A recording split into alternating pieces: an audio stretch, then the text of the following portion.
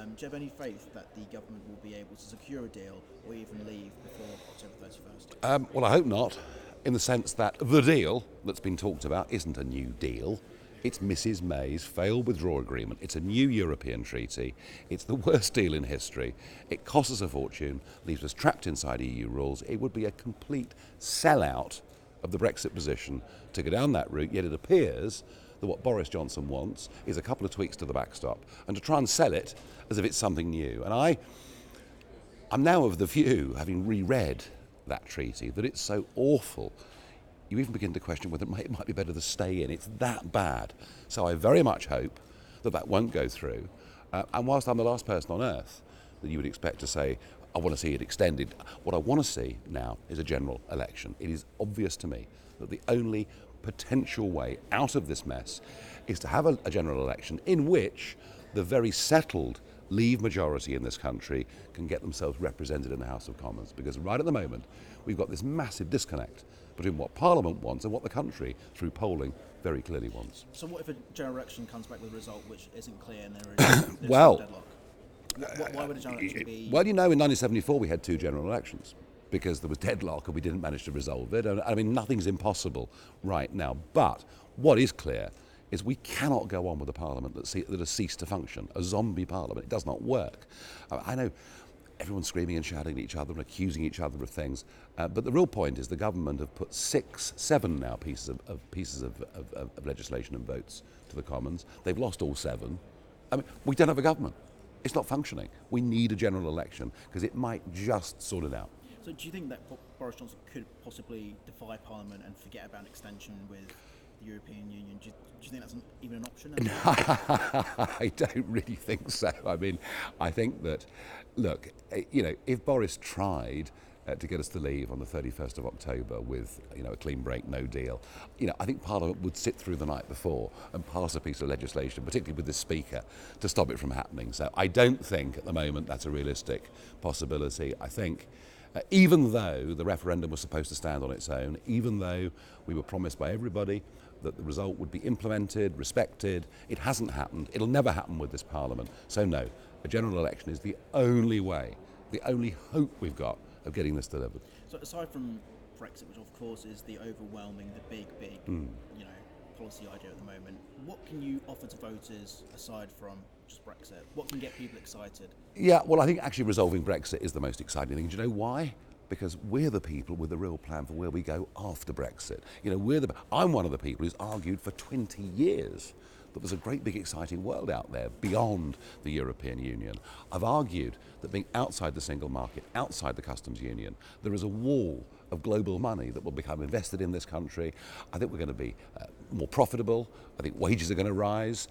We can, and one of the things that we're talking about is outside of the customs union, reduce the weekly shopping bill for clothes, food, kids' shoes, things like that. So for us, Brexit is the key to opening up a whole new future. But what happens to the people, you know, if you look at polls, 15% of people will vote for the Brexit Party if there's a general election tomorrow. Mm-hmm. If we do get Brexit eventually, what happens to these people? Does the Brexit Party just cease to exist? Well, no, because what we're also calling for is major political reform, which nobody else is. You know, I mean, the voting system clearly puts many people off from voting in many constituencies. The House of Lords is now a farce. Nobody else will tell you that because, of course, their donors and their failures finish up in the House of Lords, hundreds of them. You know, we're the ones who are saying whatever state parliament's in, actually having a national referendum was a liberating thing because it made us all feel we were important. Our votes mattered. I'd like to see more of that. So there's a massive programme of political reform that we want to talk about, a big modernisation of the country that we want to see. And all right, Boris has copied everything I've said, but whether he'll deliver it is another thing. But I promise you, even in this county of Kent, I can take you to large parts of this county where DAB radio doesn't work, there's no mobile phone signal, there's no broadband connection. There's a lot of things that we need to do as a country to get into this century. So if Brexit is successfully passed and then a year on from that, do you see the Brexit Party even being in existence? What I'd like to see, what I'd like to know is what would happen to the people that you will see tonight coming here? What parties will they go to? I think that if Brexit is properly delivered, and there's no prospect of it being reversed by Parliament, you know, who knows after what we've seen, then I think the Brexit Party morphs and it changes into something else. It becomes more of a reform party than a Brexit party. Okay. And what about the arithmetic in Parliament at the moment? It seems if Brexit's going to happen, the Conservatives are going to have a pact or a deal with the Brexit Party. Boris Johnson says he's not prepared to do that. Well, and at the moment we're not prepared to do that because he's pursuing this new European treaty, Mrs May's dreadful deal that he wants to reheat. However, when that fails to get through Parliament again in the month of October, he starts then to run out of options. And if he really wants Brexit delivered, he then logically has to go for a clean break. As and when he does that, my attitude changes, because I then take the view that getting resolution, getting this over the line, getting us into a new space is more important than party politics.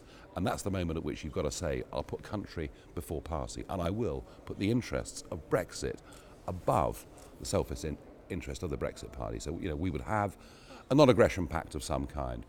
The fact that the Prime Minister has said no to it at this stage, do you know what? This game's moving pretty quickly. I don't think the door's completely closed. So could you work with Boris Johnson? What's your relationship like? Could you see a productive...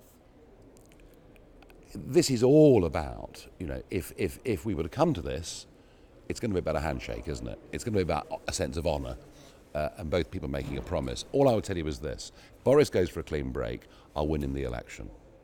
It's as simple as that. I've been doing this for 25 years. And for as many in Westminster that hate me, there's quite a lot out here in the Shires who actually rather like me. And they have followed me through thick and thin. They followed me through UKIP. They followed me through the Brexit Party. And if I could use that position of influence or trust that I've got with those voters to get tactical voting happening right across the country, I genuinely believe I could win in the election. So are you the most influential man in the country at the moment then? No, he is, clearly. But when it comes to Brexit voters, in terms of who do Brexit voters really believe and trust, they really trust and believe me, because I've been doing it forever. I've never changed the record. I've always believed in this, and I think in many ways, when I look across the water at what's happening in Italy and to the German economy and all the problems in Brussels, I believe in Brexit now more than I've ever believed in it. What will you do after Brexit then? What does it matter? What does it matter? I was a businessman. I had no political experience or background whatsoever. I'd never even stood for local council. I was interested in current affairs, but I was more interested in having a business career. But I jacked it all in to come and do this. All I can say is, I thought in 2016 that the job was done and that I was done, and it's the biggest mistake I've ever made. I'm not going to make that mistake again in a hurry. We've got to make sure that Brexit is delivered and that there's no way of Parliament turning back that clock. My final question. Prime Minister, it seems like a poison chalice at the moment. This Brexit issue it's destroying careers. Will this just continue to go on and on and on, and eventually Brexit will never happen? No, because what you're seeing in slow motion is a realignment of British politics. Because what's happening is voters are self-identifying now more as being Remain or Leave than they are Labour or Conservative. We're witnessing a massive change in British politics. It's just that it's kind of happening in slow motion. And I think the genie's out of the bottle. I think people that voted Brexit want it delivered. I think there are a significant number of people who voted Remain who will say that unless this is delivered, we cease to be a democratic, trustworthy nation. So I think the majority for getting this done, moving on with the rest of our lives, is very clear, very solid. It's not going away, and at some point, Parliament will reflect that.